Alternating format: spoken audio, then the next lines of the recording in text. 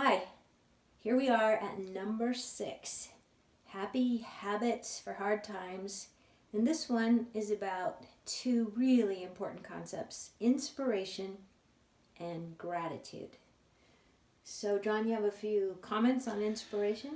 Well, I was inspired by the gratitude research, and so what I did was I put a little spin on it, and I had my students in the happiness class witness something inspiring, and it was incredible. It was inspiring to me because when they started watching for things that were inspiring, they found them. And I think it's one of those mental sets or frames that we put on, and if we're able to look for things, we often find them. Right. Well, this has certainly been a time in our culture that all sorts of inspiring behaviors are out there. Mm-hmm. Yeah.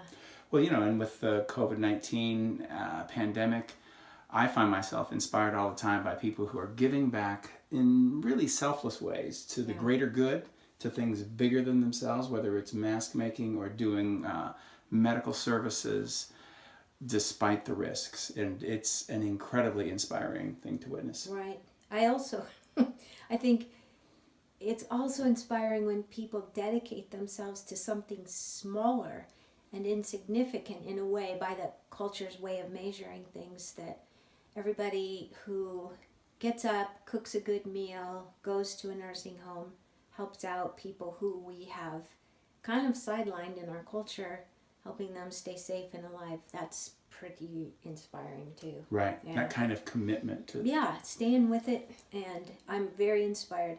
So in the written, we talked to you all about finding something that inspires you.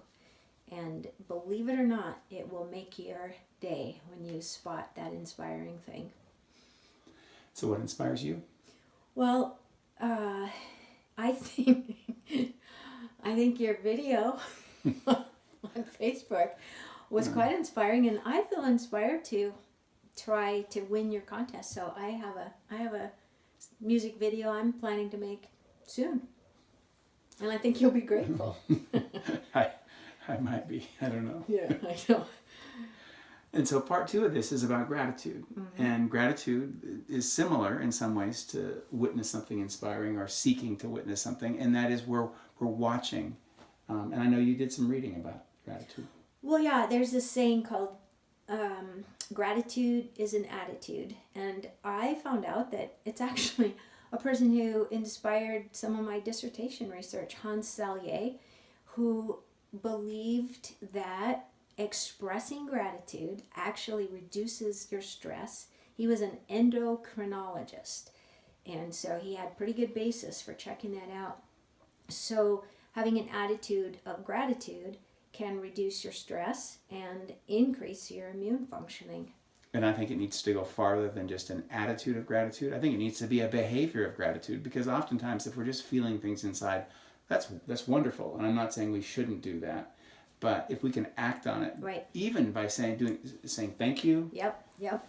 And you have that assignment, and we want you to follow through on this if possible, to find someone you feel very grateful toward and express it. And the other thing that I think is interesting with everyone trying to be their own teacher for their kids, you recognize how hard it is to teach your children things. But one is we can teach people to be grateful. It's a behavior. We can teach people to say thank you. We can teach ourselves to be more grateful. We can practice it almost like a mindfulness meditation practice. Absolutely. We just practice it. Yep. I'm going to practice it right now. Okay. I'm just going to say, Rita, I'm grateful for your tenacity. You are such a hard worker. Every day when you get up, you are going to work to achieve some things. And I feel like that is something I'm grateful for. It also inspires me and elevates my performance a little bit as well. That's great.